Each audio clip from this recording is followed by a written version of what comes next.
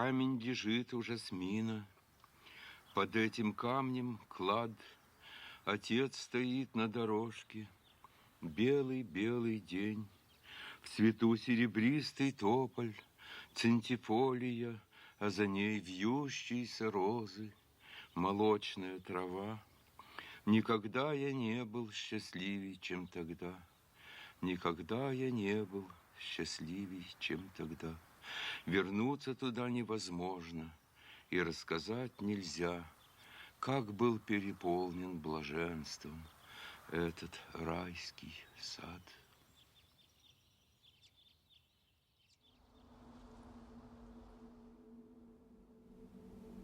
Папа.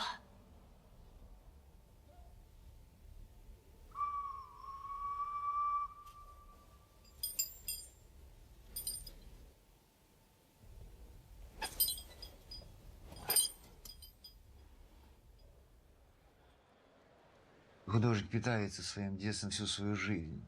От того, какое идет детство, в общем, зависит то, каким будет его творчество. Для меня, конечно, играло огромную роль то, что мой отец поэт, и что на меня оказало огромное влияние, в общем-то, его поэзия, его взгляды на нее, на русскую литературу, на искусство.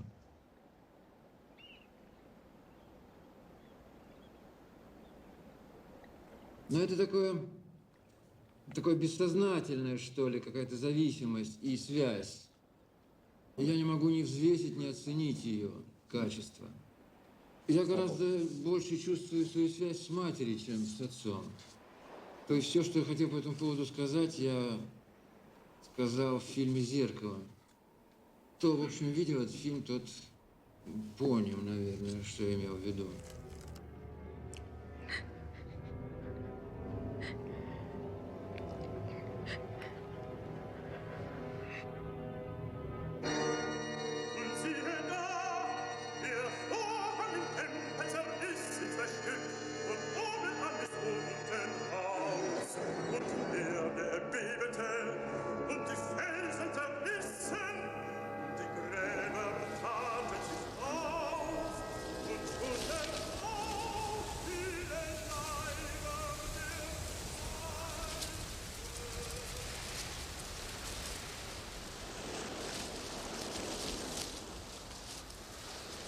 Первые воспоминания, которые я помню, относятся ко времени, когда мне было 1,5 года.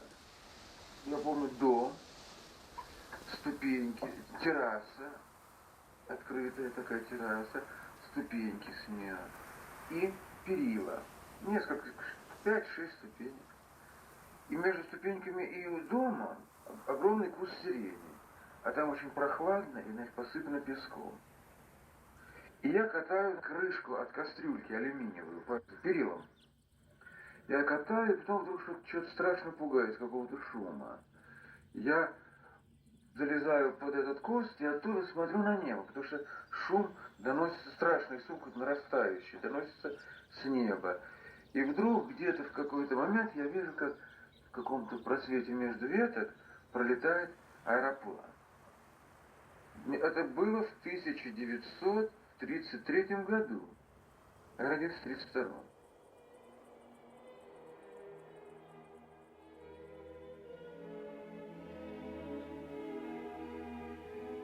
Вот эти годы послевоенные тяжелые очень, когда голод был и прочее, прочее, я почти не помню. Я только помню больницу, когда я лежал там, в 47 году.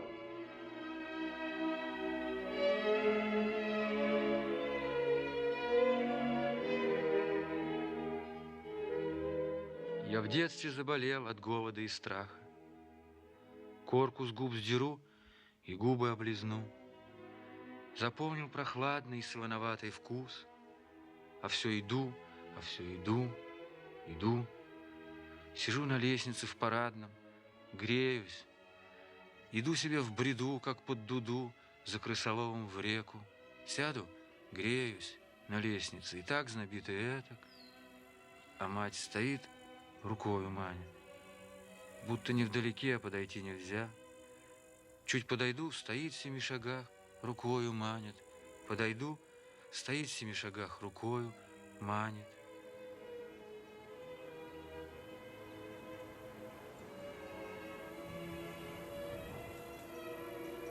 Я считаю память, так сказать, такой эмоциональной структурой особенной, которая имеет колоссальное значение для каждого, так сказать, человека, который живет, ну не знаю, для которого воображение, фантазия имеет первостепенное значение для его профессии.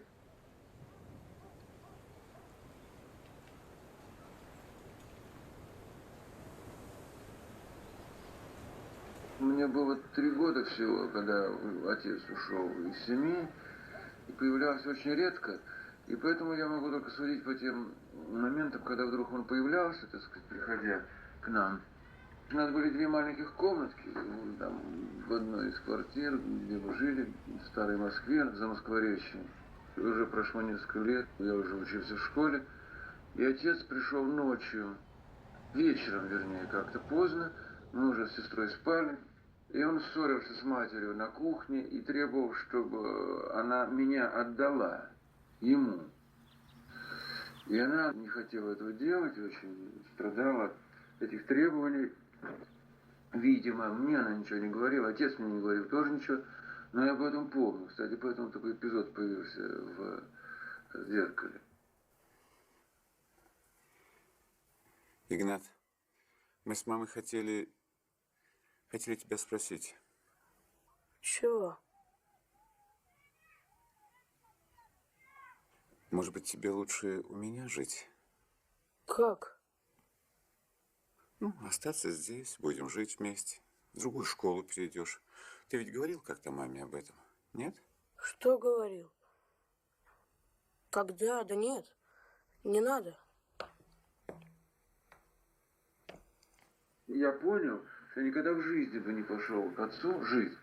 Хотя мечтал об этом всегда, значит, страдал от того, что я не живу с ним, но я бы никогда в жизни с ним не стал жить.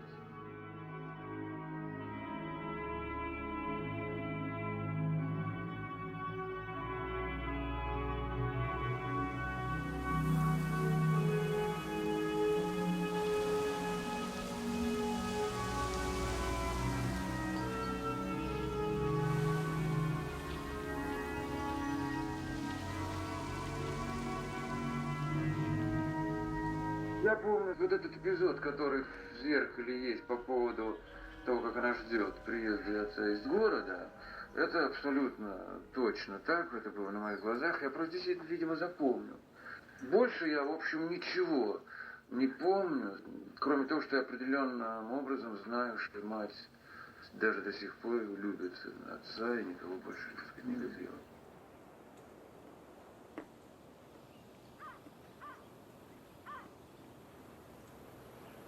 После того, как отец ушел из нашей семьи, несмотря на то, что мы, конечно, сохраняли наши отношения с ним, не он с нами, потому что я был ребенком совсем, в скорости началась война. И, в общем, жизнь, наверное, была настолько кошмарно тяжелой, и эта тяжесть легла на плечи моей матери, естественно, которая, будучи совершенно не приспособленной к жизни, в общем, спасла не только нам с сестрой жизнь, но также и сделала все, чтобы мы получили образование. Несмотря на ужасные обстоятельства, она сделала так, что я кончил среднюю музыкальную школу по классу рояля, школу живописи. И сейчас я просто совершенно не понимаю, каким образом мать могла все это сделать, как я могла, так сказать, вообще достичь этого, потому что условий никаких для этого не было. Если бы не моя мать, конечно бы я никогда бы не смог быть режиссером.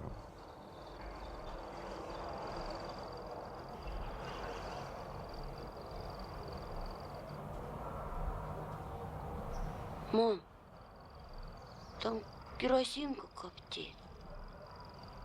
Что?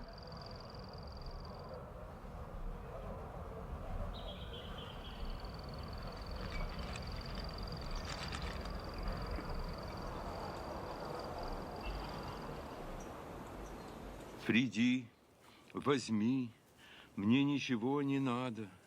Люблю – отдам, и не люблю – отдам. Я заменить хочу тебя, но если я говорю, что перейду в тебя, не верь мне, бедное дитя, я лгу. О, эти руки с пальцами, как лозы, открытые и влажные глаза, и раковины маленьких ушей, как блюдца полные любовной песни, и крылья ветром выгнутые туго. Не верь мне, бедное дитя, я лгу, я буду порываться, как казнимый, но не могу я через отчужденье переступить, и не могу твоим крылом плеснуть, и не могу мизинцем твоим коснуться глаз твоих, глазами твоими посмотреть. Ты во 100 крат сильней меня, ты песня о себе, а я наместник дерева и неба, и осужден твоим судом за песню.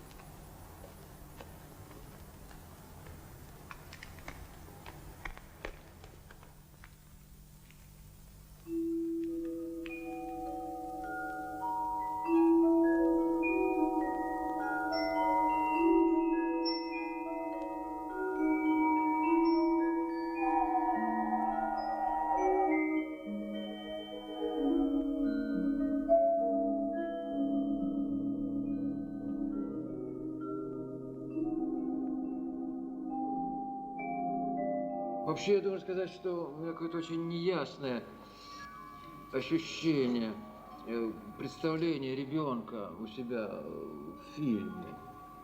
Какое-то очень смутное. Так же, как и роль женщины в моих фильмах. Такое ощущение, что я что-то такое еще не сумел рассказать. То, что должен был рассказать. И о ребенке, и о женщине. Что касается детей, то мне всегда казалось, что они гораздо мудрее нас, поэтому я их все время хотел привлечь к фильму своему. Для меня дети как-то как бы соединяют наш вот этот мир с каким-то другим, трансцендентным. То есть они еще не потеряли эту связь. Они ее скоро потеряют, но пока еще не потеряли. То есть вот в этом каком-то смысле для меня очень важны детские роли.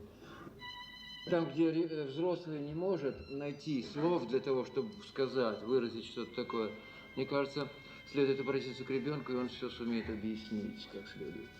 Так сказать, даже своим присутствием, что ли.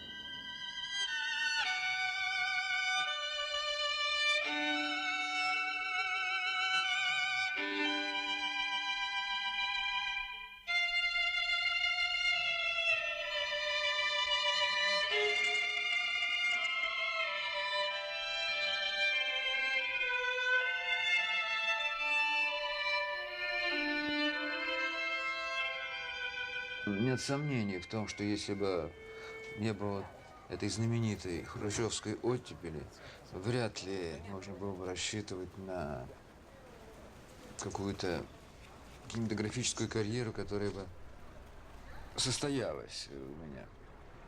Я очень хорошо помню это время. Оно было связано с надеждами, которые все мы испытывали, смотрели в будущее с надеждой, полные планов, полные перспектив. Так сказать, мы были полны надежд. Я очень хорошо это помню время именно за это. Всех нас объединяло какое-то неудержимое какое-то желание высказаться как можно скорее и более того ощущение, что это возможно.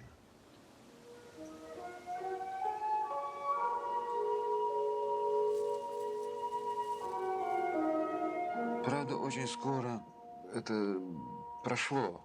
Это похмелье после вот этого пира возникло довольно быстро. Я уже помню, как после того, как вышла моя картина, первая, сделанная в 1962 году, «Иваново детство», я помню, как уже она оценивалась руководством, чиновниками кинематографическими, как картина пацифистская, то есть с отрицательным знаком. Потому что, по нашим понятиям, войны бывают справедливые и несправедливые. То есть такая раскольниковская концепция, что убить можно, но если это справедливо.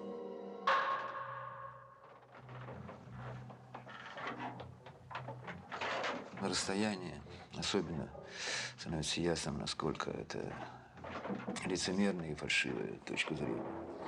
Но, тем не менее, картина моя как раз критиковалась в этом направлении, что настолько был в ней силен этот пафос антивоенный, направленный против смерти, буквально, в таком, что ли, смысле слова, против разрушения, что в ней было усмотрено какие-то тенденции противостоять смерти и войне как таковой, а не справедливой или несправедливой.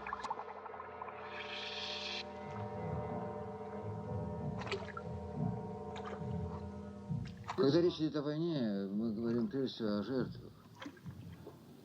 Потому что не существует выигравших в войне. И даже если мы выиграем войну, мы ее проигрываем. Потому что мы в ней участвуем.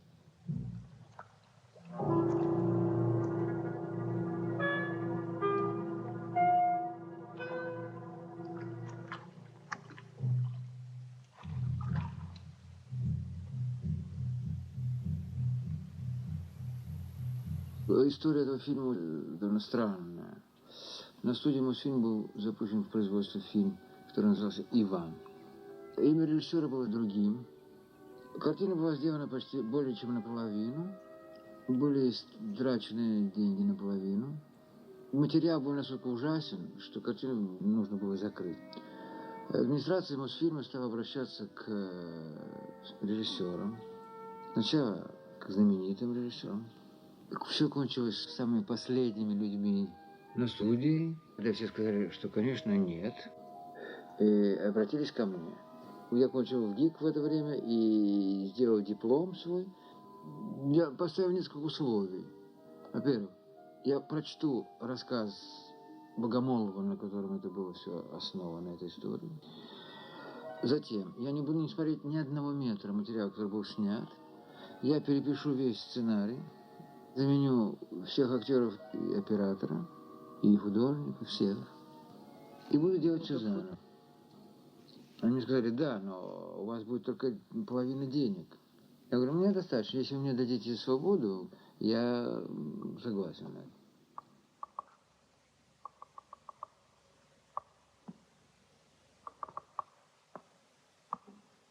Ладно. Давай помогу. Я сама. А, сама. Эх. Я знаю, что этот фильм воспринят очень хорошо, но для меня этот фильм остался совершенно непонятый критиками. Критичане пытались изучить историю. А на самом деле это было просто юношеское сочинение молодого режиссера. Это было поэтическое произведение, которое надо было рассматривать с точки зрения автора.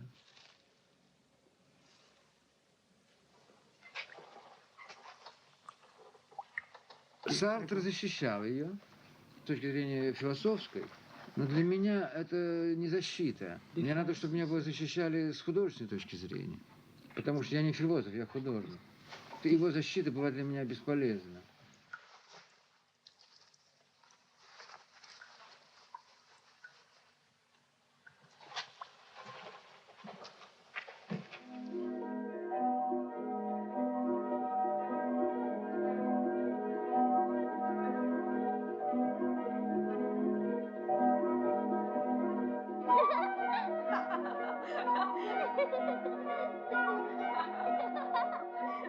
Во вселенной наш разум счастливый, ненадежное строит жилье.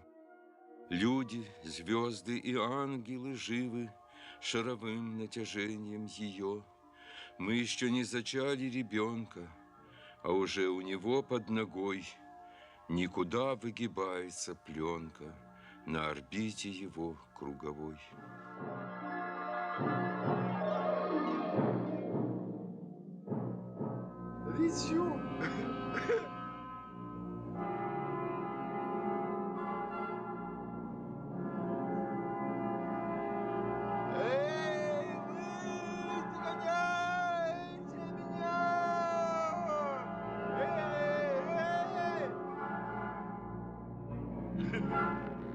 я очень быстро почувствовал вот похолодание после оттепели. И уже вторая картина, которую я начал делать в 64-м и кончил в 66-м году, Рублев, уже ее история очень ярко показывает этот переломный период. Скажем, картина очень хорошо была принята кинематографической общественностью. Я помню эту коллегию комитета по кинематографии. Все они очень и очень хвалили картину. Очень неожиданно для меня, потому что я еще, в общем, сам не понимал, что получилось. Но, тем не менее, тут же после этого картина была положена на полку и не выходила на экраны 5,5 лет, поскольку она была названа антиисторической, хотя это совершеннейшая неправда. Мы старались быть в высшей степени точными по отношению к историческим фактам и обстоятельствам, которые являются основой этой картины. А с другой стороны, ее называли антирусской.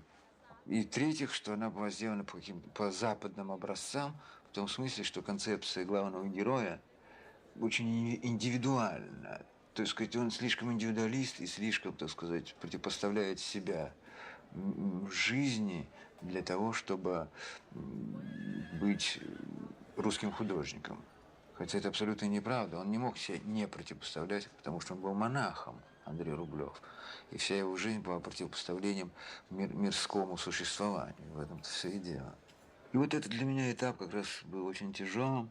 И как раз в это время для меня было ясно, что время 20-го съезда кончилось, и наступают тяжелые дни. Не получается что-нибудь, или устал, намучился.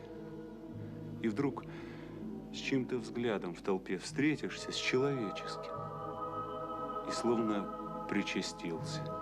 И все легче сразу. Разве не так?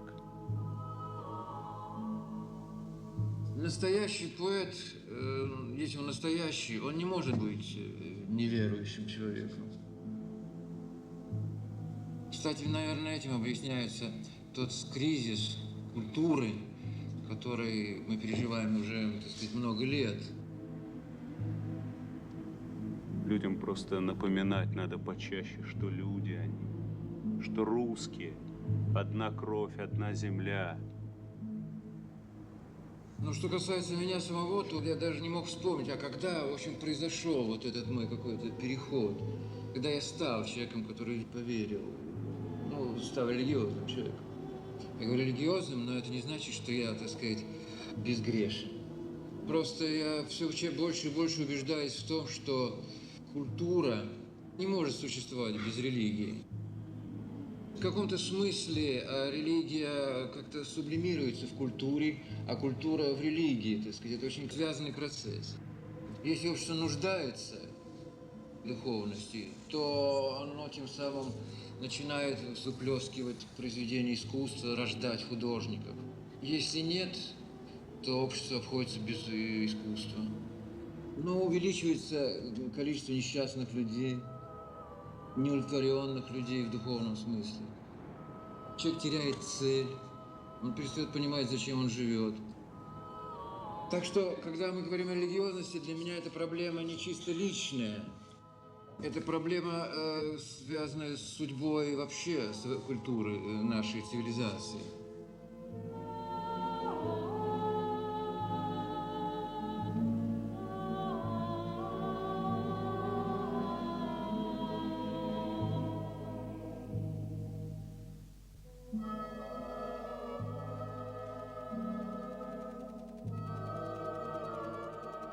Образ является чем-то совершенно неделимым, совершенно неуловимым, обладающим качествами мира, который этот образ выражает.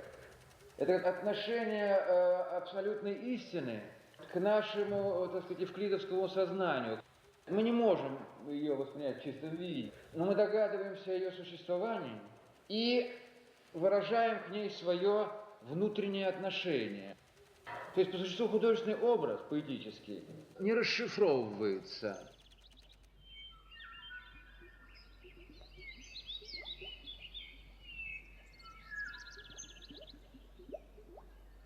Если мир загадочен, то правдивость образа заключается в том, что образ тоже несет в себе определенную загадочность.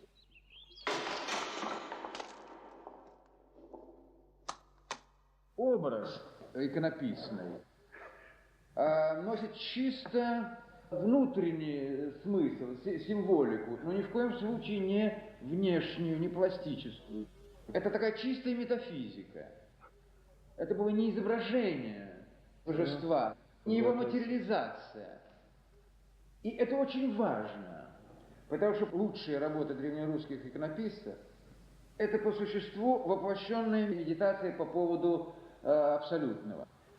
Чем глубже, неуловимее и тем самым прекраснее образ, тем более жесткую конструкцию он должен иметь.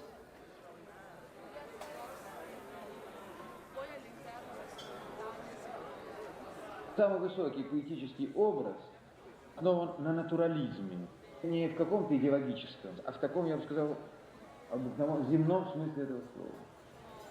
Поэтому, когда мы говорим о простоте в построении художественного образа, для меня это всегда означает, так сказать, прикосновение автора одной рукой к земле, а другой уже, так сказать, устремленный куда-то в запредельные сферы.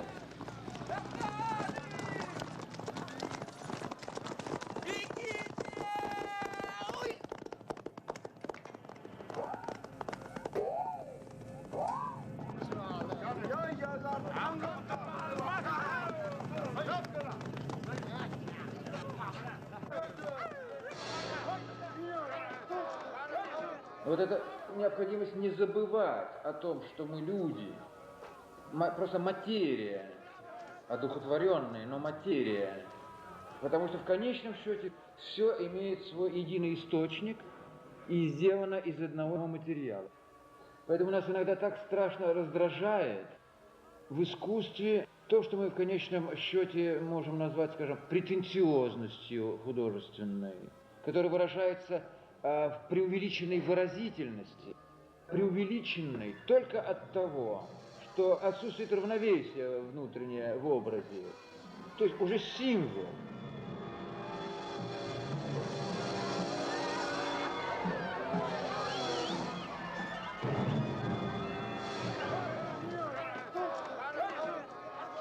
Символ – это нечто, поддающееся расшифровке, и является вещью вполне антихудожественной. Потому что образ – это не шарада, не ребус. Всякий любой ребус или любая загадка имеет отгадку. Когда зритель ее отгадывает, символ себя исчерпывает. То есть, короче говоря, демонстрирует свою ограниченность.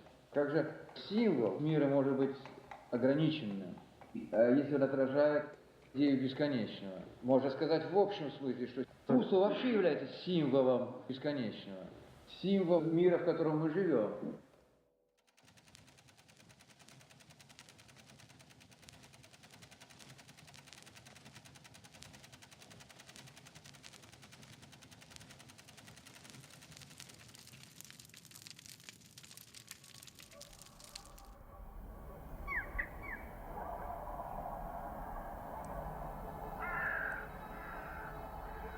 Ни одной иконы подписанной просто нету.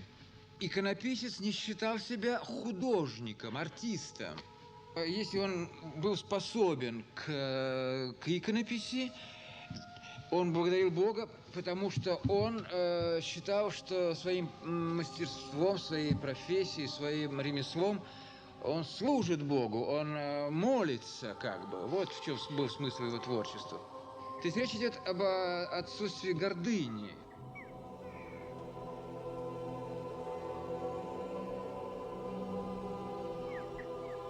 Смысл заключается в том, чтобы знать, если не знать, то, по крайней мере, так сказать, для себя знать, так сказать, верить в свои истоки, откуда ты появился, и куда ты идешь, и для чего ты живешь. То есть ты должен чувствовать свою зависимость от Создателя. Если ты это не чувствуешь, ты превращаешься в животное.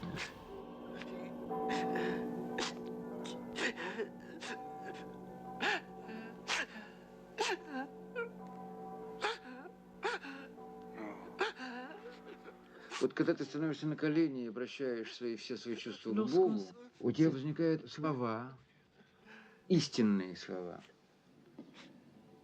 Таким же образом возникают истинные образы. Если твое ремесло, так же, как молитва, обращена к Создателю. Это как подарок. Вот я вырастил цветок, и я посвящаю его кому-то. Но я должен его вырастить. Искусство – это отражение в зеркале высшей способности к творчеству. То есть, короче, мы тем самым подражаем Создателю. То есть мы именно те, которые созданы по образу и подобию Божьему. И именно это один из моментов, где мы на него похожи.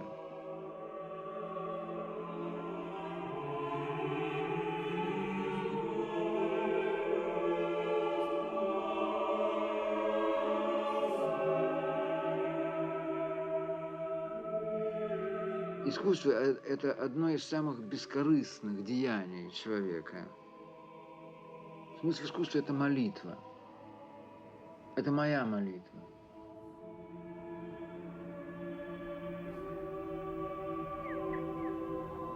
И если моя молитва может стать молитвой для других, в этом случае мое искусство становится близким к другим.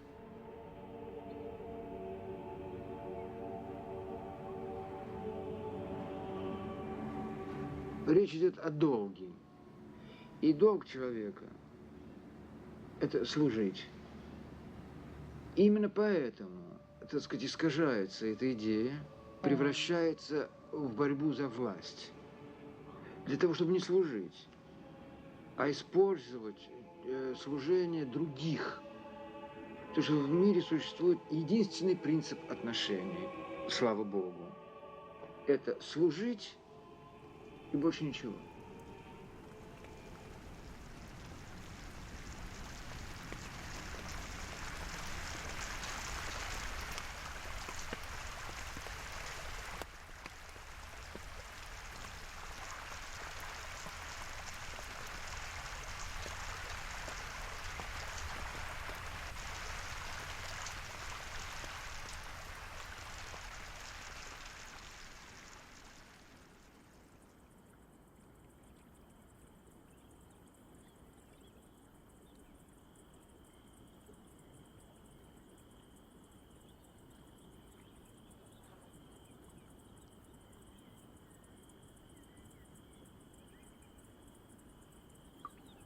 Наша кровь не ревнует по дому, но зияет в грядущем пробел, потому что земное земному на земле полагает предел. Обезумевшей матери снится верещанье четверки коней, фаэтон и его колесница, и багровые кубы камней.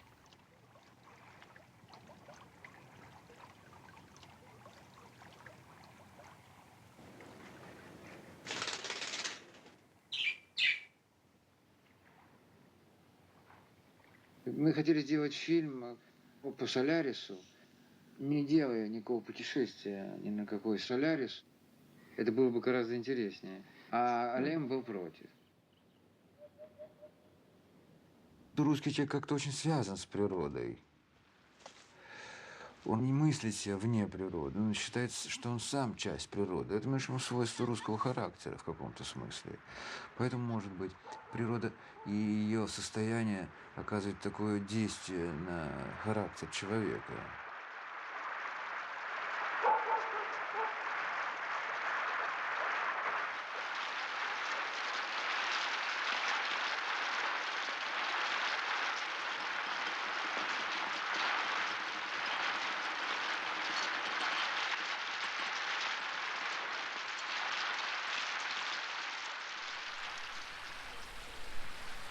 Мы природу из фильмов вырезаем как за ненадобностью. Мы ее исключаем, считая, что мы главные.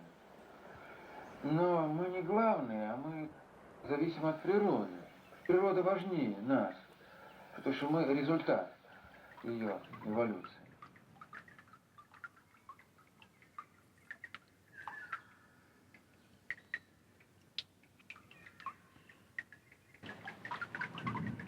Поэтому я думаю, что пренебрегать ею в каком-то эмоциональном, художественном смысле, это преступно. Да это не преступно, это глупо, потому что это единственное место, где нас ждет ощущение правды.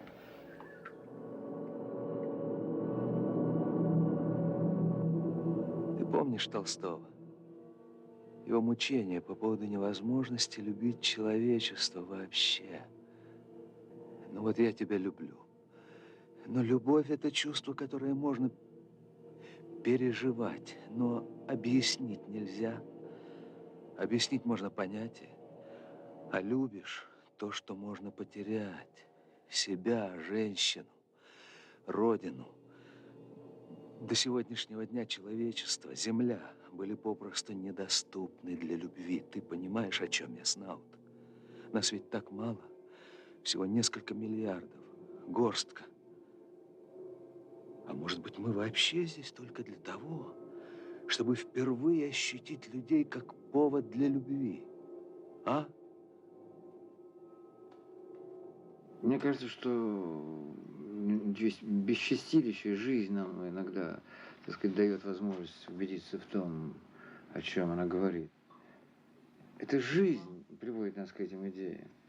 А чистилище нам нужно для того, чтобы остыть от страданий. Стыд.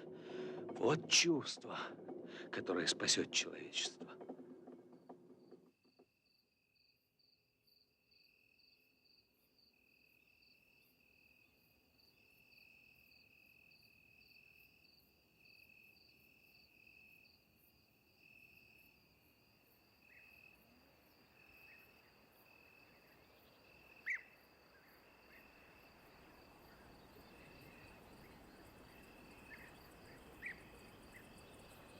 Я очень люблю этот дом. Это больше, чем дом. Это не дом.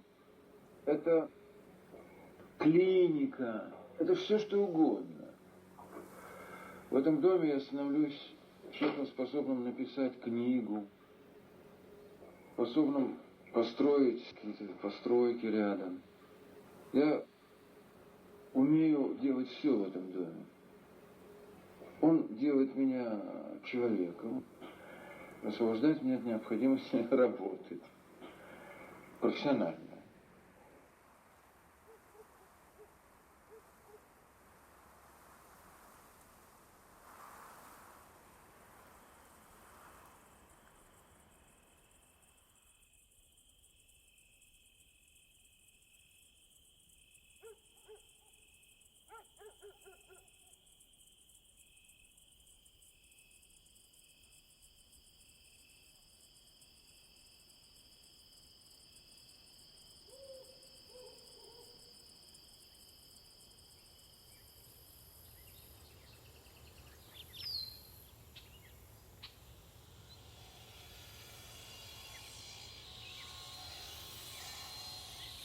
Я мог там прожить всю жизнь, но при одном условии, что я, так сказать, знал бы, что я могу из этого дома уехать, куда я захочу.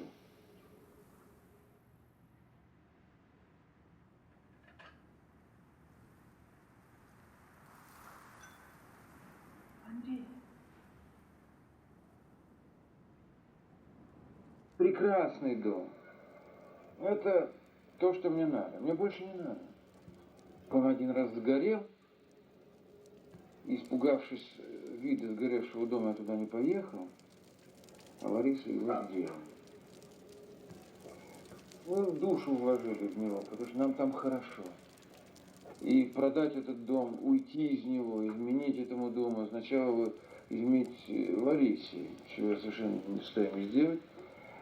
Потому что я преклоняюсь перед людьми, которые делают для меня больше, чем они могут сделать.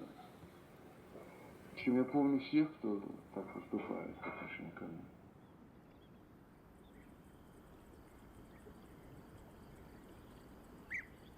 Чудо все, что происходит вокруг моего дома, с точки зрения вот этого состояния, моментов каких-то, я не могу этого объяснить.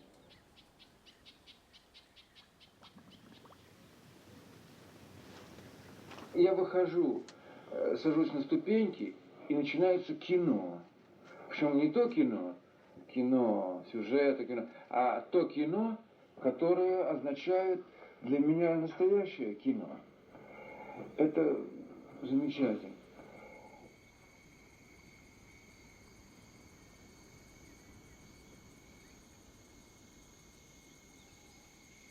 Когда Лариса живет в доме в деревне, то я наблюдаю невероятные вещи. Птиц, которые летают за ней, не за мной, за ней. Садятся ей на плечи, на голову. Вот то, что в картине «Зеркало». Меня спрашивают, а что это значит? Почему, так сказать, птица садится человеку на голову? Что это, что за символ? Ну, ответ очень прост. К плохому человеку птица на голову не сядет.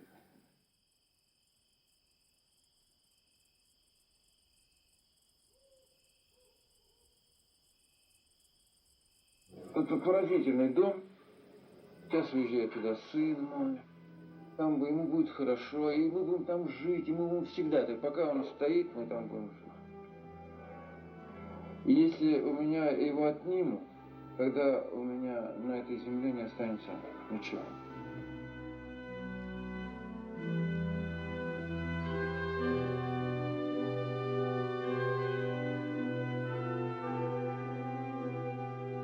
На пространство и время ладони мы наложим еще с высоты, но поймем, что в державной короне драгоценней звезда нищеты, нищеты и тщеты и заботы о нерадостном хлебе своем, и с чужими созвездиями счеты на земле материнской сведем.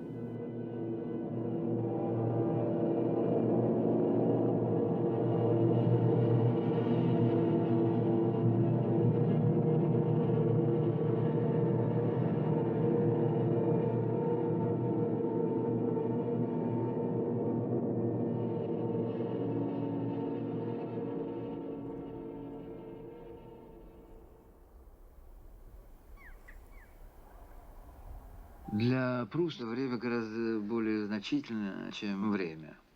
Для русского человека это не проблема.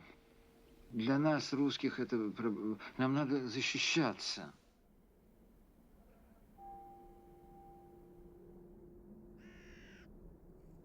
Для тех, кто делал прозу воспоминаний, прозу, связанную с детскими воспоминаниями, это и Толстой, Гаршель и многие-многие другие. И, как правило, это всегда попытка расплатиться со своим прошлым. Это всегда раскаяние, а вовсе ничего другого здесь нет.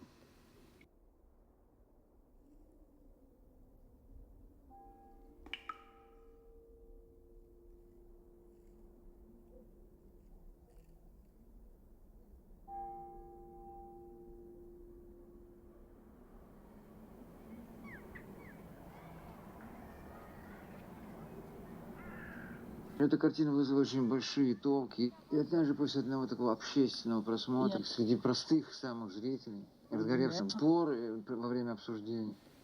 И поскольку было поздно, пришла женщина, которая должна была убрать этот огромный зал. Она сказала, ну что тут спорить, все ясно, вы уходите, мне нужно еще здесь убирать. А что касается картины, что же вы будете спорить? И так все ясно, уходите. Тогда ее спросили, хорошо, тогда вы скажите, а что ясно? Он говорит, очень просто.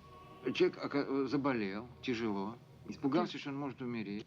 И вспомнил, сколько гадости он сделал другим людям. Захотел извиниться.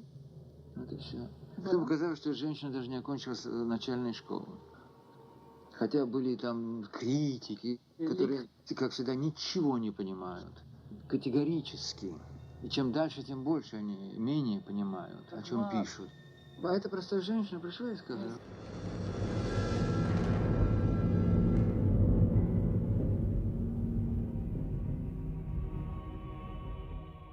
И мне кажется, что если бы меня спросили, каким образом все-таки объединить того же Ивана с фильмом об Андрее Рублеве,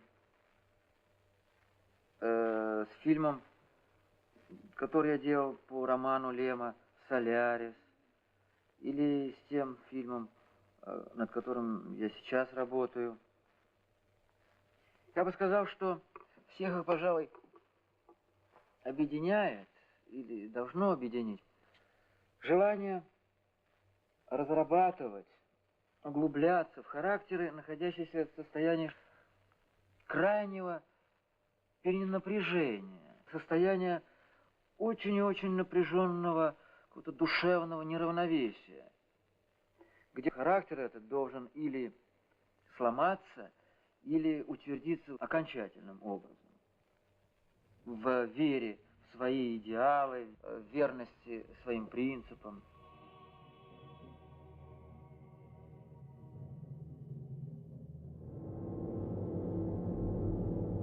Когда я пытался смонтировать картину так, как она была задумана, она не смонтировалась. Просто. Я не понимаю, почему это. В сценарии было все иначе. Последовательность эпизодов, она была совершенно иной.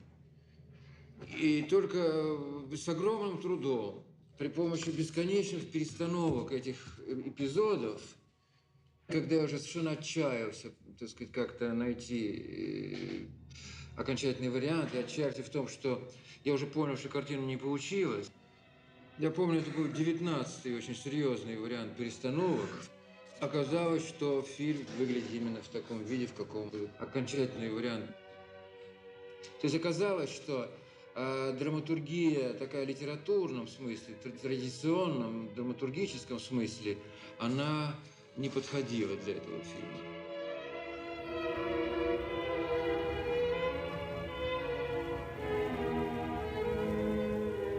Кино, по сути, по преимуществу, по своему образному составу является поэтическим, потому что способно обойтись без буквальности, без последовательности бытовой, даже без того, что мы называем драматургией. Специфика кинематографа заключается в том, что кино призвано зафиксировать и выразить время. Время в таком философском, в поэтическом и буквальном смысле. Оно и родилось именно тогда, когда человек начал ощущать нехватку во времени.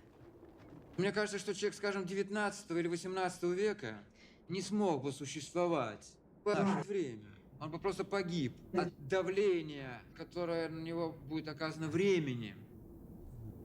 И кино, по существу, призвано, чтобы поэтически осмыслить эту проблему.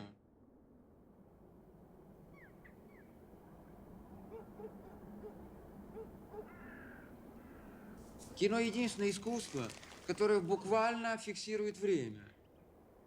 То есть его теоретически можно просматривать ленту бесконечно, одну и ту же. Это как матрица времени. И в этом смысле проблема ритма, проблема длины, темпа имеет в кино какое-то свое особое значение. В том смысле, что время выражает самое себя. Это чрезвычайно интересная проблема, и в определенном смысле любое искусство поэтично в лучших и высших своих образцах. Леонардо – поэт в живописи, гениальный поэт.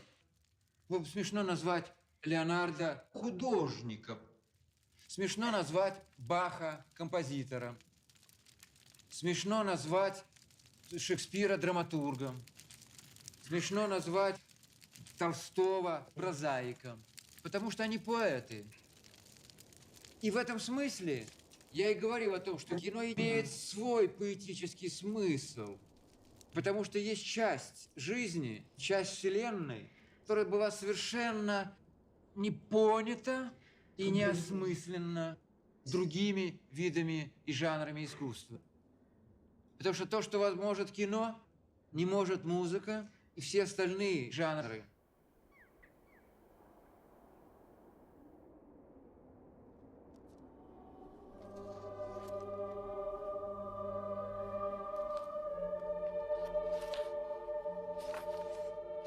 Роль художника в современном обществе колоссальная. Не будет художников, не будет общества. Потому что художники, что такое художники? Художники – это совесть общества. Чем меньше возможности художнику выразиться и тем самым вступить в общение с публикой, с людьми, тем хуже для общества. Оно превращается в бездуховное. И человек в таком обществе не может выполнить свою функцию, свое назначение в жизни. Совершенно неважно, где это все. В России, в Африке или в Швеции. Важно то, что с исчезновением последнего поэта жизнь потеряет всякий смысл.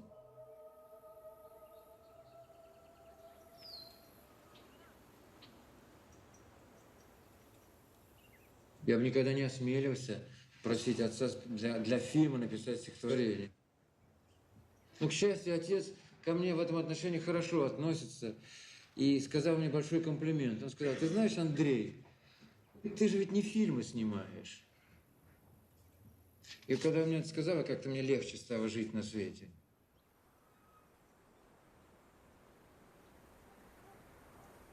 Последних листьев жар сплошным самосожжением восходит на небо, и на пути твоем весь этот лес живет таким же раздражением, каким последний год и мы с тобой живем. В заплаканных глазах отражена дорога, как в пойме сумрачной кусты отражены. Не привередничай, не угрожай, не трогай, не задевай лесной наволкшей тишины. Ты можешь услыхать дыхание старой жизни, осклизлые грибы в сырой траве розу. Смотри, сейчас вернусь, гляди, убью сейчас. А небо ежится и держит клен, как розу. Пусть жжет еще сильней, почти у самых глаз.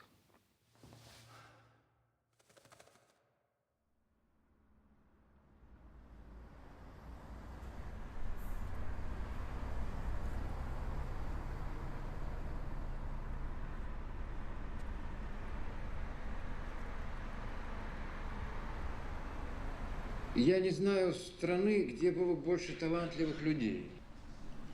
В России происходит что-то, что может уничтожить, конечно, культуру. Это физически возможно сработать.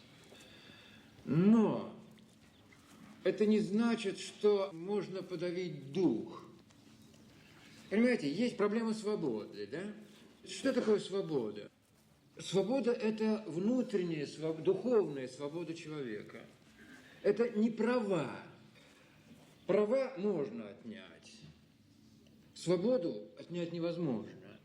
Свобода – это то, что человеку присуще по преимуществу, как существу духовному.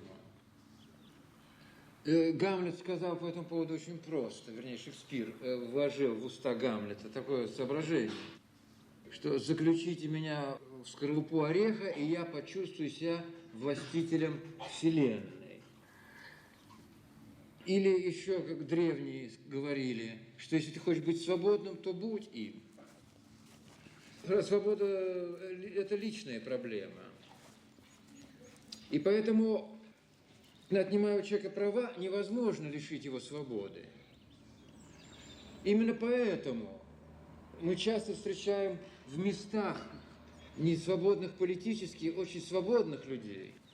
И в странах традиционной демократии совершенно несвободно.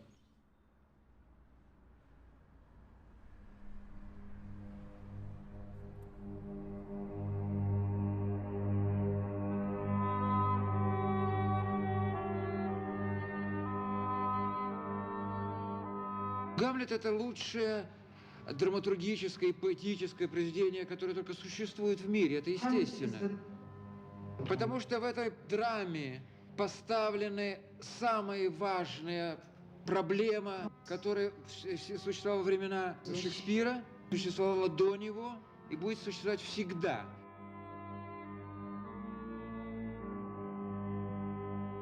Трагедия Гамлета заключается вовсе не в том, что он гибнет физически. в результате там, я не знаю, там, одержимости чувством мести или чувством справедливости. Вовсе не в этом дело. А дело в том, что он обрекает себя на смерть, вот занимаясь тем, что собираясь справлять вот этот вывихнутый век. То есть человек, который обрекает себя на служение, так сказать, людям, на желание соединить разорванную нить времени, то есть отдавая себя, так сказать, историческому процессу служения, ну что ли, являясь, что ли, катализатором его. И в этом процессе, в общем, каким-то образом окончательно и бесповоротно растворяясь. И вот эта опасность сгинуть, погибнуть ради вот, движения, ради прогресса, и исчезнуть там совершенно, это и есть трагедия, которую испытывает Гамлет, потому что он там совершенно пропадает и осуществляется только как катализатор вот этого исторического, что ли, движения. Это трагедия личности, потому что не каждый с большой легкостью отдаст себя в жертву другим. Это не каждому дано. Зачем отца ты оскорбляешь, Гамлет? Зачем отца вы оскорбили, мать? Ты говоришь со мной, как невежа. Вы спрашиваете, как лицемер. Ты знаешь, кто я? Знаю. Вот вам крест. Вы королева в браке с братом мужа. И к моему прискорбию, мать моя. Так пусть с тобой поговорят другие. Я зеркало поставлю перед вами, где вы себя увидите насквозь. Что ты задумал? Он меня заколет. Не подходи, спаси! Стража! Так, тут крысы!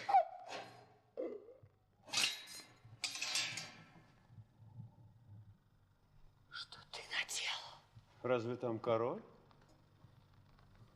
Что значит это месть? Что значит вправлять вывихнутый век? Это значит кровь. Это значит пролить чью-то кровь. Это значит восстановить истину непривычным для философа, так сказать, образованного в Виттенберге студента, так сказать, обогреть свои руки, так сказать, кровью. Пусть даже во имя восстановления справедливости. Это не каждый на это, так сказать, способен. И для Гамлета это трагедия. В этот момент перестает быть философом и становится, так сказать, человеком действующим.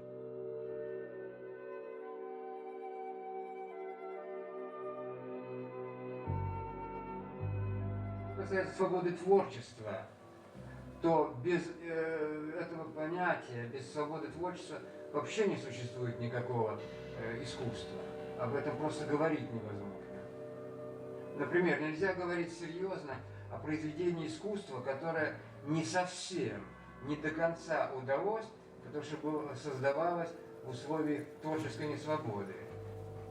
Если мы чувствуем в произведении отсутствие какой-то степени этой свободы, можно с уверенностью сказать, что произведение не состоялось.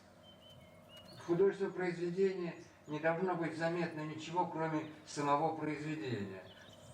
К сожалению, в 20 веке смысл творчества переместился для того, чтобы продемонстрировать свое присутствие, присутствие автора, присутствие жеста.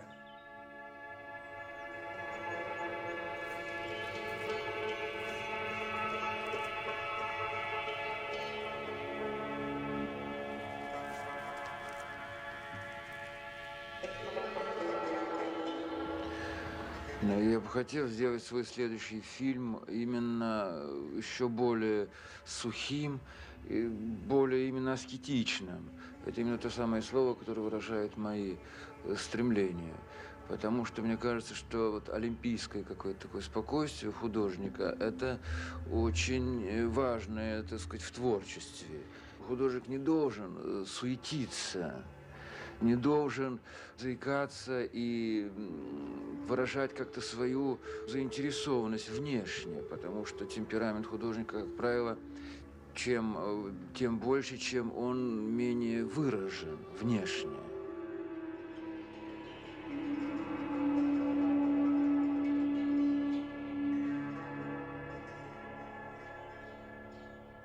Мне кажется, что «Сталкер» наиболее удачный из всех моих картин.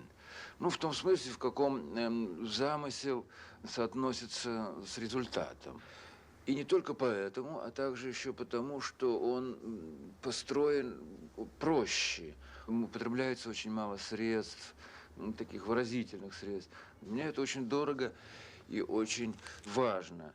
И, очевидно, «Сталкер» выражает какое-то мое состояние как художника за последние годы.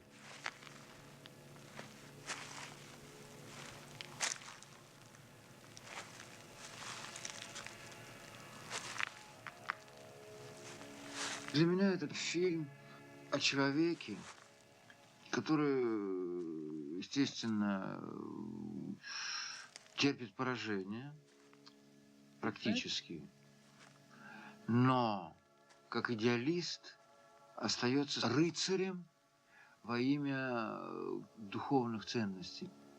То есть наш герой, сталкер, где-то на одной линии с Дон Кихотом, с князем Мышкиным. Персонажи в романе, которые мы называем идеальными персонажами. Именно от того, что они идеальны, они терпят поражение в реальной жизни. То есть для меня это работа, в которой выражена сила слабого человека, верующая в зависимость от духа, который породил этого человека. Речь идет о том, что неважно, что человек делает во имя того, что он ощущает в своей душе как связь с высшим духом.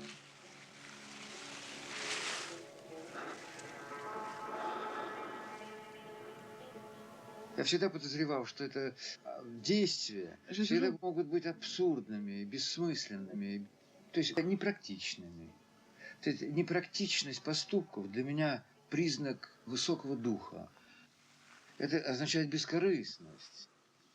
Потому что есть другие идеи. Потому что мир, вычисленный и построенный таким образом, как он существует, он не может удовлетворить человека духовно. А именно та сила, важна, которая заставляет его действовать непрактично.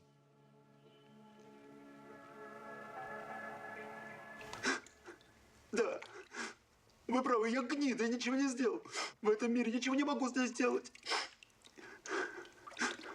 Я жене не смог ничего дать. И друзей у меня нет, и быть не может. Но моего вы у меня не отнимайте. У меня и так уж все отняли там, за колючей проволокой. Все мое здесь, понимаете? Здесь, в зоне. Счастье мое, свобода моя, достоинство, все здесь. Я ведь привожу сюда таких же, как я, несчастных, замученных. Им не на что больше надеяться.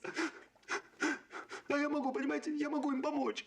Никто им помочь не может, а я гнида могу. Я от счастья плакать готов, что могу им помочь. Вот и все. Ничего не хочу больше.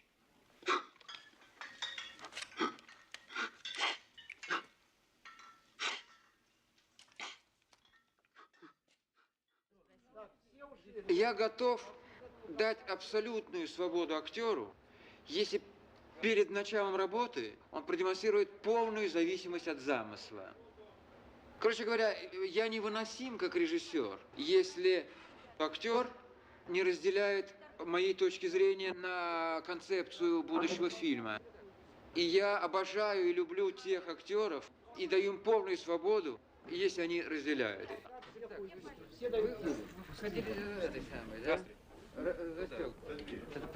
То есть это самое все главное. Дубль, 2, 3, длинный, 100 метров, 200. Мне это совершенно все не важно. Мне важно, чтобы вы здесь ничего мне не показывали. Мне важно, чтобы это было так, как это есть, так сказать, на том уровне, где вы сами ощущаете, где можно дать, где нельзя дать, где прибавить, где убавить. Это только вы можете здесь контролировать. Потому что потом все это, этого нельзя допустить. Вы понимаете, да? Это все на пределе. Это на пределе. Так, внимание. Так, все по местам. Мотор. 288 первый. А тогда он просто подошел ко мне и сказал: пойдем со мной, и я пошла. И никогда потом не жалела. Никогда. И горя было много, и страшно было, и стыдно было. Но я никогда не жалела и никогда никому не завидовала. Просто такая судьба. Такая жизнь, такие мы.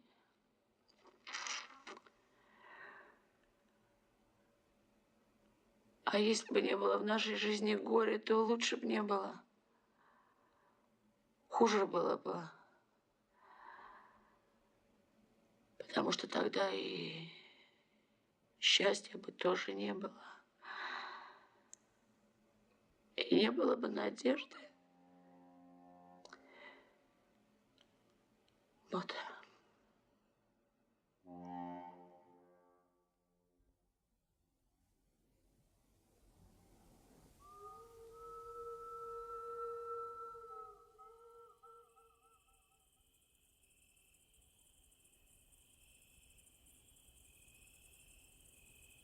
В неделю мне только 2 раза не снится сон. Причем такой потрясающий сон. Они входят внутрь, я даже не могу их записать. И не должен их записывать, потому что я неотделим от них. Сны делятся на те, которые являются снами, и я их запоминаю просто так, чисто колористически. А есть сны, которые я знаю, что они имеют колоссальное значение, которые предназначены не для нас, а для наших детей, для других, но которых мы видим в силу близости духовной.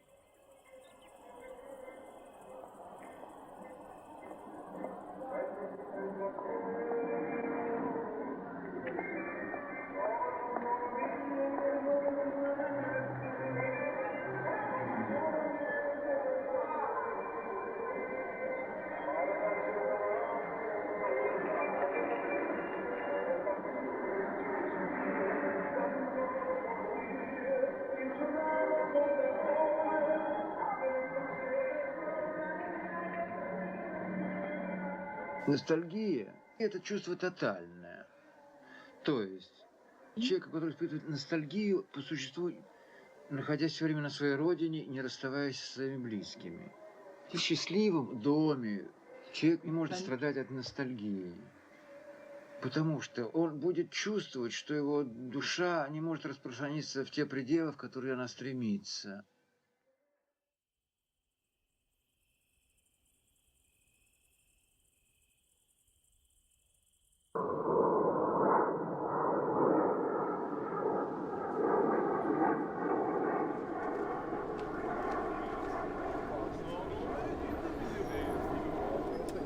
Человека формирует любовь. То есть, что значит любовь? Способность к жертве, способность себя подарить другим людям. Если для любви какие-то ставить препоны, то человек будет исковеркан, он будет замучен. И когда ты чувствуешь эту любовь и видишь ужасные ограничения, которые человечество создало, препоны друг перед другом, то тогда человек начинает страдать от этого. Так как это бывает, если, так сказать, возлюбленных разлучить. Герой страдает от невозможности быть другом со всеми.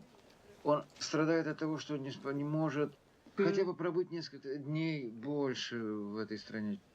Он находит друга, который страдает тоже. По этому признаку он его находит. Надо разрушить границы, говорит он. Чтобы все жили свободно, не испытывая, так сказать, столкновений между вот этими системами социальными. Потому что и так будет много проблем. А это создает просто невозможность для существования. Он страдает от неустроенности жизни, от неустроенности тотальной. Он не может быть счастливым, поскольку огромное количество людей несчастны. Его проблема – это проблема сострадания, чисто русская идея. Он не может никак реализовать свою идею сострадания.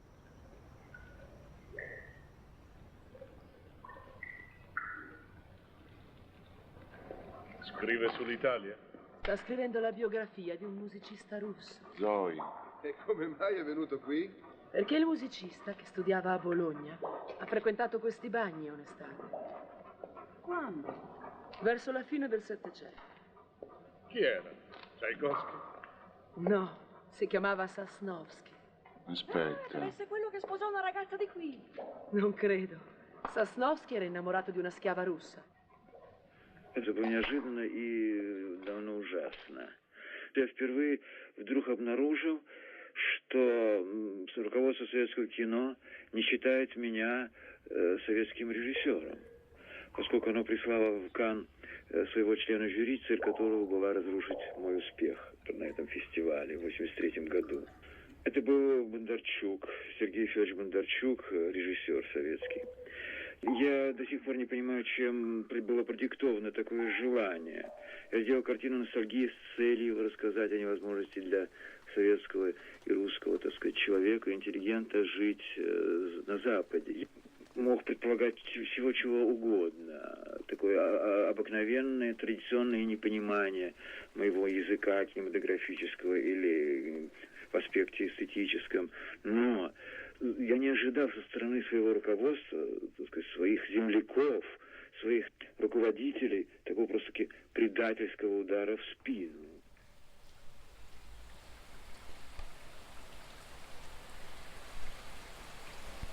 Я вдруг обнаружил себя совершенно ненужным там. И представьте на секунду, что произойдет после моего возвращения в Москву, после такого участия в Каннском фестивале со стороны советского руководства. Я просто не мог поступить иначе. Не мог возвращаться в Советский Союз. Вынужден был остаться со своей женой здесь, на Западе. Несмотря на то, что я не строю иллюзий насчет жизни на Западе, и, с другой стороны, того, что у меня осталась часть моей семьи в Москве. И для меня и Ларисы Павловны это было в высшей степени трудным и тяжелым решением.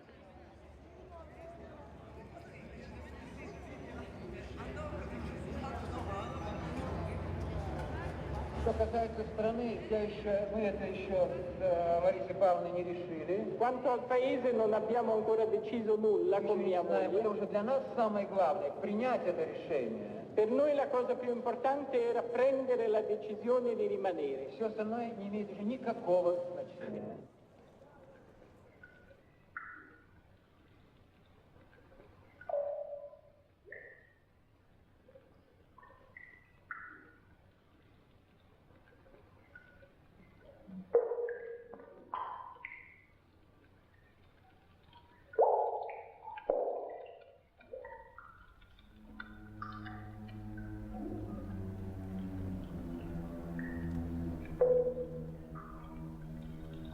Если мне в течение 20 лет удалось только сделать 5 картин в Москве, имея более-менее дипломатические отношения с моим руководством кинематографическим, то теперь, после скандала в Канне, мне было ясно, что мне не удастся больше делать ничего.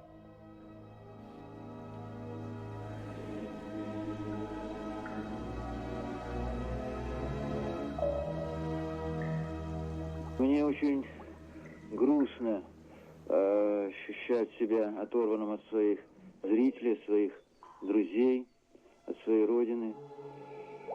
И, конечно, больше всего я огорчен, подавлен невозможностью работать для тех, кого считаю до сих пор своим зрителем, до сих пор считаю. Для меня это огромная драма. И, конечно, я буду очень страдать от того, что я, так сказать, оторван от вас, оторван от тех, кто ждал и любил мои картины, и для кого, после что я работал, более того, и буду продолжать работать в первую очередь. У меня не было выхода, у меня не было выбора. То, что произошло, является единственным возможным логическим шагом после того конфликта, который произошел у меня с руководством кинематографическим в Москве.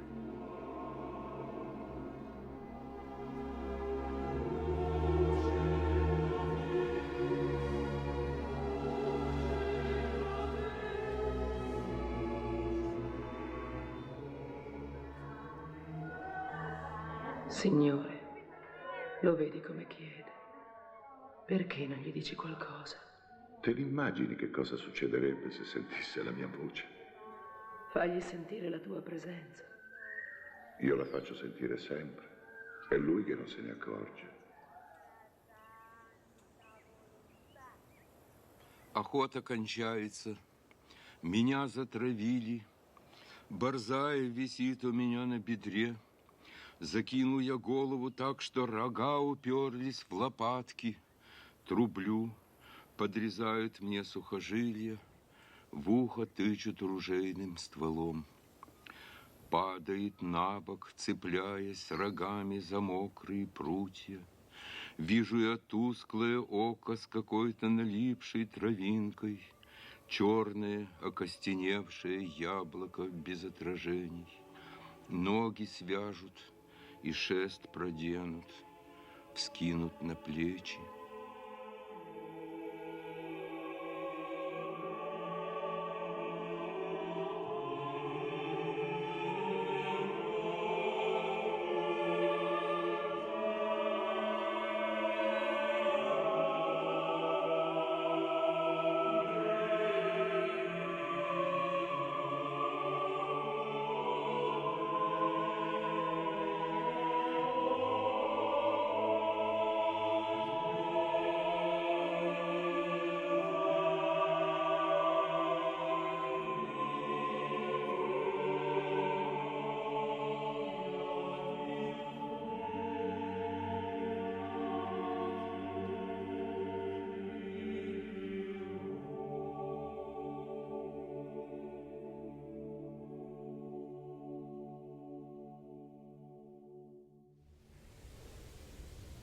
Пожалуй, «Апокалипсис» – это одна из самых, не из самых, а самое великое поэтическое произведение, созданное, так сказать, на Земле. The Apocalypse, the book of Revelation, is perhaps the very greatest piece of poetry that has ever been created in the world. Так сказать, инспирированное свыше. It is inspired from on high. Это феномен, который выражает по существу все законы, которые поставлены свыше перед человеком. It is something which encompasses, embraces all the laws given to man from on high.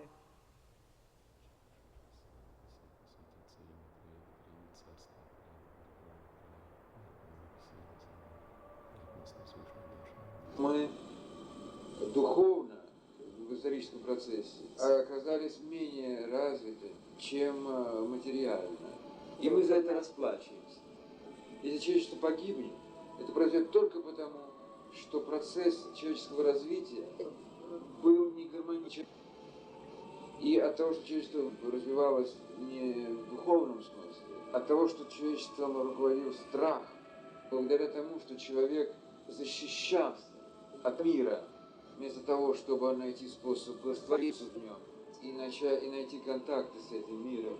В результате того, что общение между людьми человек превратил в каждодневные, мучительные, так сказать, влияния друг на друга, раздражающие, ненужные, болезненные, вместо того, чтобы, так сказать, превратить эти контакты в наслаждение. И схватился за первую попавшуюся игрушку. Он поверил в это каменный топор, а не в магическое воздействие человеческого взгляда, желания, которое могло предотвратить удар этим молотком.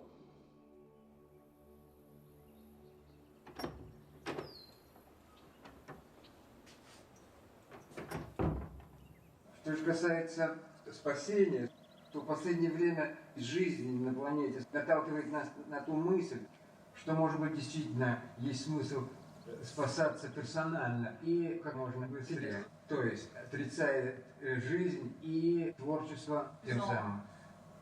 Сейчас никаких перспектив нет. Есть идея объединения против мирового зла в виде атомной бомбы, скажем. Но вы же сами видите, что сумела наделать одна маленькая взорвавшаяся станций, а если их будет 10?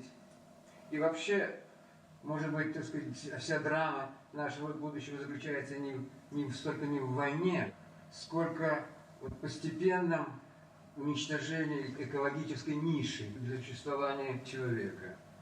И без войны мы задохнемся в этой среде. Поэтому проблема творчества и спасения в наше время становится более чем актуальной. Важно успеть.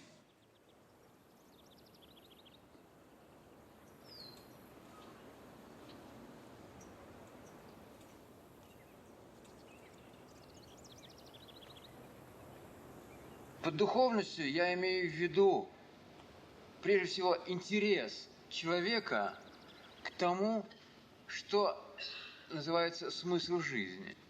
То есть, по крайней мере, это первый, так сказать, шаг, что ли. Человек, который задал себе этот вопрос, он уже не может опуститься ниже этого уровня. Он уже будет развиваться. То есть, задать себе этот вопрос, для чего мы живем, куда мы идем, каков смысл вот этого присутствия на этой планете в течение вот этих, польстим друг друга, 80 лет, которые мы живем на свете. Говоря элементарным языком, человек, которого не задает себе этот вопрос или еще не задал этого вопроса, является личностью, так сказать, бездуховной.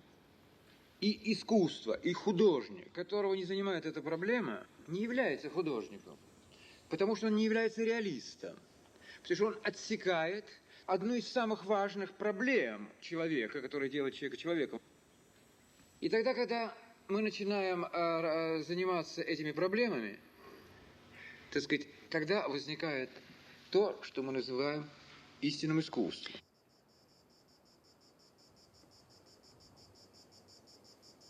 По-моему, смысл жизни заключается в том, чтобы возвысить свой духовный уровень за то время, которое нам дается прожить. Пусть даже на йоту он будет выше, чем в момент рождения. Значит, наша жизнь уже была прожита не зря.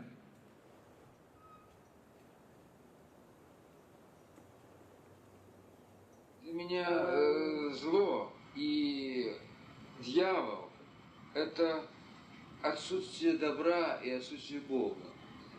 Но как тень и свет. Зло человек несет в себе. Несет в себе так же, как и добро. И смысл нашего существования в себе, прежде всего, победить Бога. И в этом смысле нам дано то, что мы называем свободой воли. Мы можем победить зло, а можем дать в себе победить злу. И за это отвечаем только мы.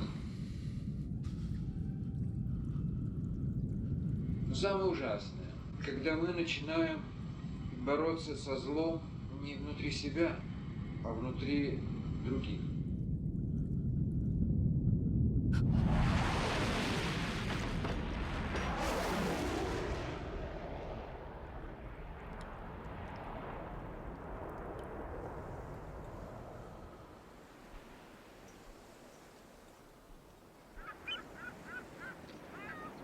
Это картина, которую я буду снимать в Швеции, которая будет называться «Сакрифичио» по-итальянски, то есть жертвоприношение, вытекла логическим образом из ностальгии и вот из центрального образа итальянца Доменика, провинциального учителя математики.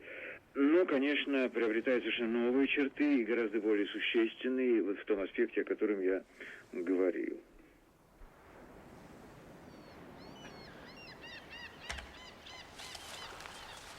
En gång för mycket länge sedan, förstår du, så var det en gammal munk från ett ortodoxt kloster. Pamve hette han, som planterade ett torrt träd på ett berg. Just så här. Och till sin lärjunge, en munk som heter Ioan Kolov, sa Pamve att han skulle Vattna det där trädet varje dag tills det fick liv. Эта картина говорит о личной ответственности человека перед лицом событий, которые надвигаются на него стремительно и неизбежно. И посвящается, я бы сказал, какой-то личной ответственности и способу и желанию каким-то образом участвовать в тех событиях, которые перепоручаем тем, кого называем политиками. Профессиональными людьми, которые специально занимаются программированием нашего будущего и взаимоотношения между странами, между общественными категориями, слоями общества и так далее. Вот как раз об этом рассказывает мой фильм. Об участии личности, персоны, так сказать, в современном процессе общественном. И желание вернуть этого человека внутрь событий. Это парабола, это такая притча, которая в поэтической форме рассказывает о судьбе одной семьи в очень такой драматической и напряженной форме, как мне кажется.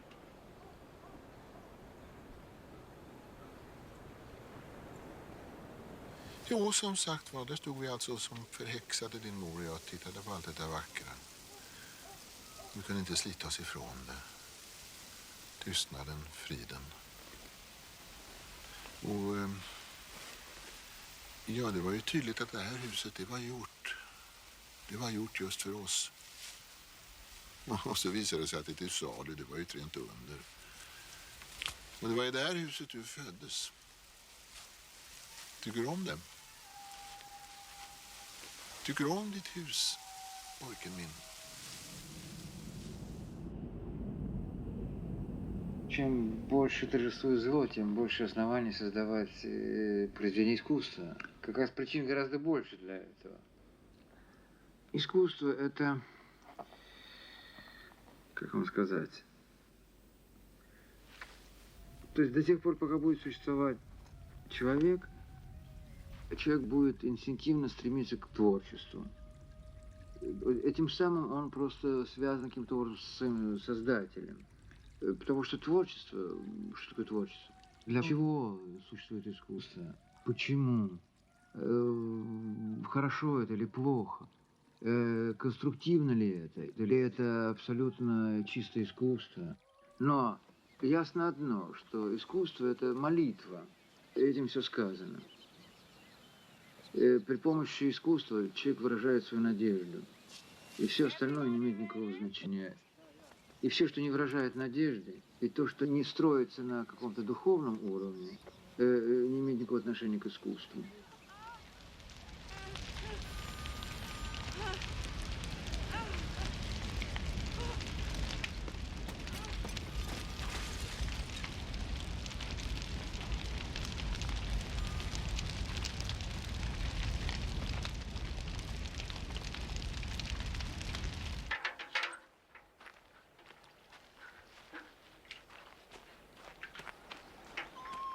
Если бы меня спросили вообще, в чем вы видите надежду для будущего, я бы сказал, что только в России, несмотря ни на что. Надежда в том смысле, конец вообще цивилизации может даже наступить раньше, чем упадет первая бомба ядерная. Это произойдет тогда, когда умрет последний человек, который верит в Создателя. Цивилизация без духовности, без веры в бессмертие человеческой души, не более как собрание животных. Это уже не цивилизация. Это уже конец, закат. И в этом смысле я в России вижу гораздо больше признаков какого-то духовного возрождения, чем здесь, на свободном Западе.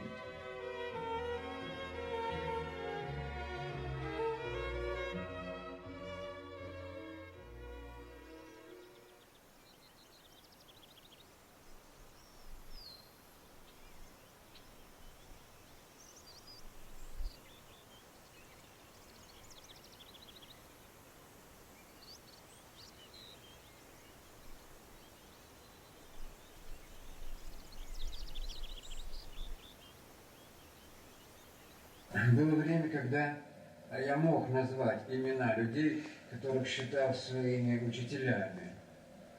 Теперь в моем сознании остались только те, которых я бы мог назвать не столько мастерами, сколько блаженными, что ли.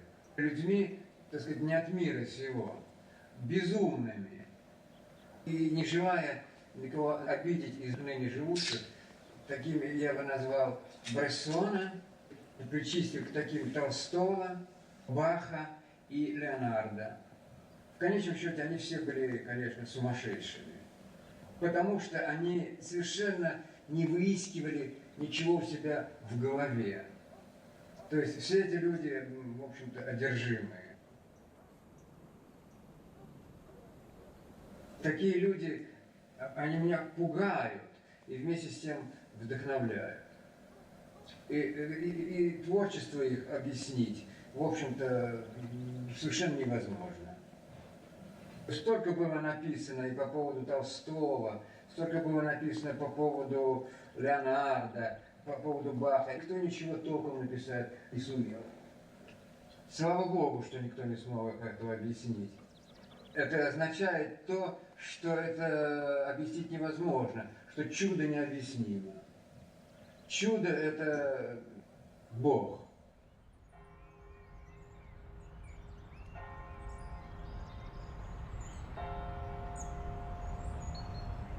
То, что касается меня, то я не боюсь смерти. Да, и она меня не пугает. Наверное, страшно, так сказать, только физическое страдание.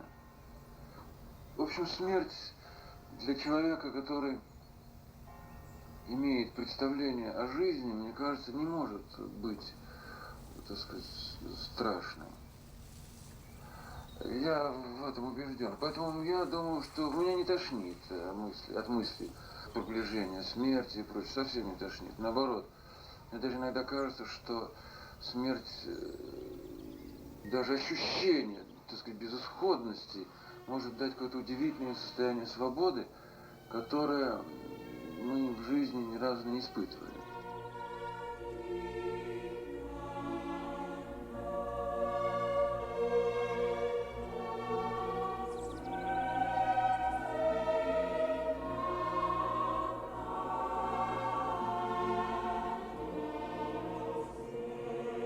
Шедевром может стать свидетельство о душе, просто, так сказать, идущей мимо тебя, и ясно, что идущий куда-то вверх, куда-то ввысь мимо тебя, проносящийся, что ли, оставляющий после себя только какое-то, ну, не знаю, дуновение ветра, которое ты чувствуешь. Это уже достаточно для того, чтобы произведение стало гениальным.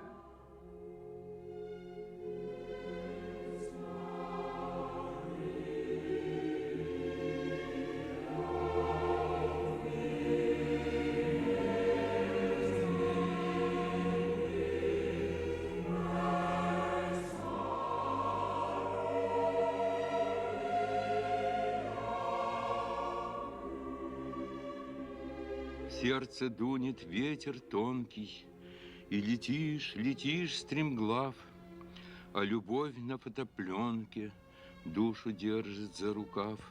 У забвения, как птица, по зерну крадет, и что ж, не пускает распылиться, хоть и умер, а живешь не вовсю, а в сотой доле, под сурдинку и во сне, будто бродишь где-то в поле, в запредельной стороне.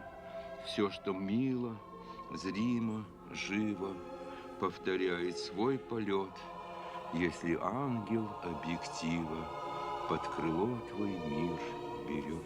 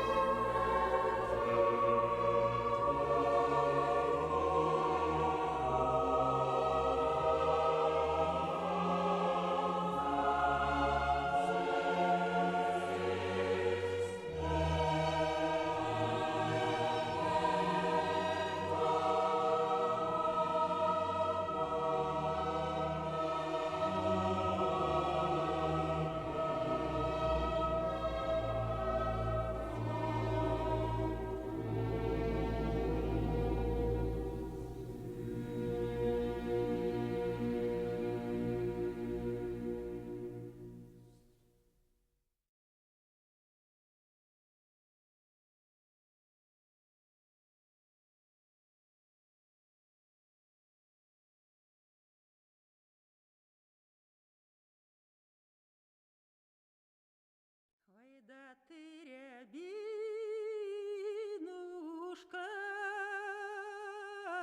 ой, кудрявая,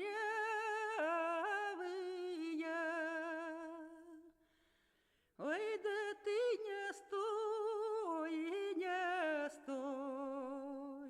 над рекой быстрой. Ой, да ты не стой